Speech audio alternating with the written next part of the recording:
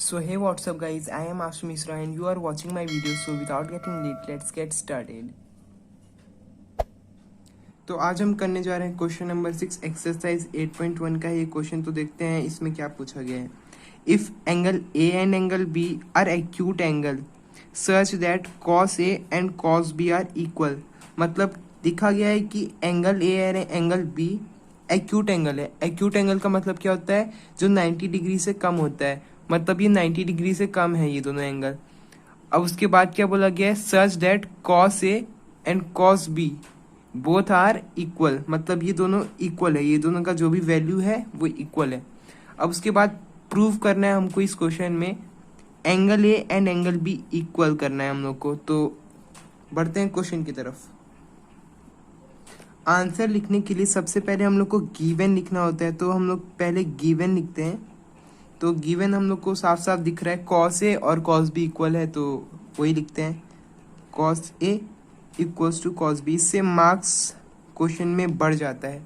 तो ये cos A और कॉस बी इक्वल है, ये गिवन हम लोग लिख दिए हैं। उसके बाद हम लोग एक फिगर बनाते हैं ताकि हम लोग को और भी आसानी हो, और एग्ज़ाम में अगर हम लोग क्वेश्चन ऐसा आए तो हम लोग अच्छा मार्क्स स्कोर पर कर पाए। तो ये हम लोग एंगल ए इसको मानते हैं, इसको सी, इसको बी। तो अब हम लोग देखते हैं एंगल ए को। क्यों एंगल ए को देख रहे हैं? क्योंकि कॉस ए इधर पूछा गया है। तो कॉस ए का फॉर्मूला लिखते हैं, cos equals to B upon H. अब एंगल ए को देख के क्या करना है कि मैं आपको ये बता रहा हूँ कि एंगल ए या कोई भी एंगल हो, उसके बगल वाला साइड हमेशा बेस होता है और अपोजिट वाला साइड होता है परपेंडिकुलर, और एक लॉन्गेस्ट साइड हमेशा जो ट्रायंगल में रहता है एक राइट एंगल, वो हमेशा हाइपोटेन्यूस रहता है। ये जो बात अभी बोला हूँ ये हमेशा आप याद रखिएगा, क्योंकि यही पूरे एक्सरसाइज पूरे चैप्टर में मेन चीज़ है। तो अब आगे चलते हैं। अब कॉस ए की तरफ से देखते हैं। कॉस ए की तरफ से मैं क्या बोला? बेस क्या होता है? जो बगल में होता है। तो बगल में ये साइड है, मतलब ए सी हो जाएगा बेस। एच क्या होगा? एच हम लोग का ये जो मैं बोला लॉन्गेस्ट साइड होता है, तो ये ए बी हो जाएगा। तो ये हम लोग का आ गया है इतना। कॉस ए का वैल्यू आ गया है इधर।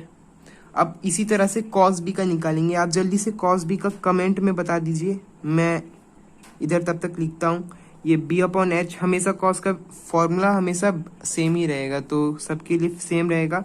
अब B upon H cos B की तरफ से देखते हैं बगल वाला साइड। बगल वाला साइड ये है। अब आप सोच रहे होगे कि मैं ये क्यों नहीं लिया, क्योंकि इसको हमेशा अलग से रखना है। ये जो सबसे बड़ा साइड होगा उसको हमेशा अलग से रखना है। ये ही बेस हो सकता है या ये बेस हो सकता है। तो अब इस तरफ से ये बेस है, तो इसको लिखते हैं बी सी। हाइपोटेनियस हर ट्रायंगल का सेम होता है, तो यहाँ पे अब वापस वही लिखते हैं। ये हम लोग का आ चुका है कॉस ए और कॉस बी दोनों का वैल्यू। अब एक और चीज दिखना है, since angle A and angle B are acute angle. Acute का मतलब क्या था? 90 डिग्री से कम, एक्यूट एंगल। तो यहाँ पे लिखते हैं एक्यूट एंगल। अब ये एक्यूट एंगल, ये दोनों एंगल एक्यूट एंगल है, मतलब ये थर्ड वाला साइड हमेशा क्या रहेगा? 90 डिग्री। तो ये हम लोग को इससे पता चल गया है कि एंगल सी हो गया हम लोग का 90 डिग्री।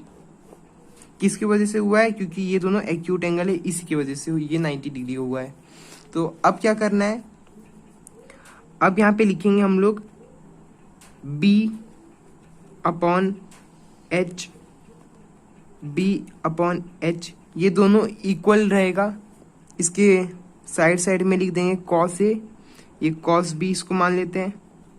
अब इसी तरह से कॉस ए का वैल्यू क्या निकाल लेते हैं हम लोग? कॉस ए का वैल्यू हम लोग ए सी अपॉन ए बी निकाल लेते हैं। तो इधर लिखते हैं ए सी अपॉन ए बी, और ये यहाँ पे कॉस ए लिख देते हैं, इक्वल कर देते हैं ताकि और भी अच्छा दिखे। यहाँ कॉस ए का लिखे हैं। अब इसी तरह से कॉस बी का भी लिख देते हैं। कॉस बी का हम लोग का क्या है? B C upon A B, तो यही लिखते हैं इधर B C upon A B, और यहाँ पे कॉस बी लिख देते हैं। अब बस क्वेश्चन खत्म हो चुका है। इतना कि हम लोग डब्बा में कर दे रहे हैं, मन हो तो आप भी कर दीजिएगा, अच्छा दिखता है।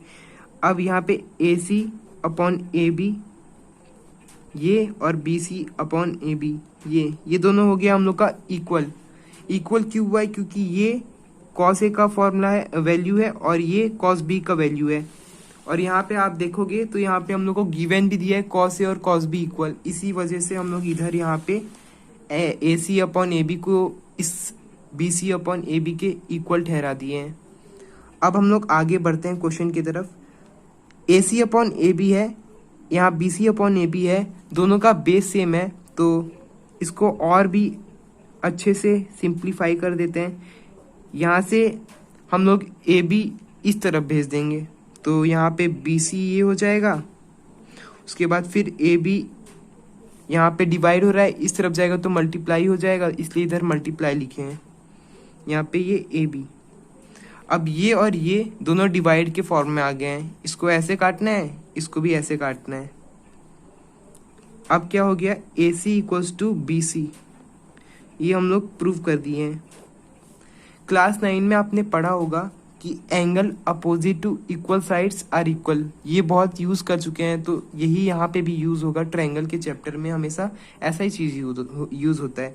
तो अब यहाँ पे देखते हैं, एंगल A और B यही दोनों हम लोग को इक्वल प्रूफ करना था, तो अब यहाँ पे यही चीज़ करेंगे, angle A equals to angle B, ये हम डायरेक्ट लिख दिए हैं।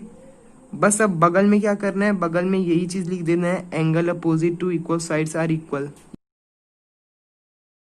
तो यहाँ हो चुका है हम लोग का एंगल A और एंगल B इक्वल प्रूफ। अगर आपको वीडियो पसंद आया हो तो वीडियो को लाइक कर दीजिएगा, चैनल को सब्सक्राइब कर दीजिएगा नए वीडियो के लिए। Thank you for watching my video.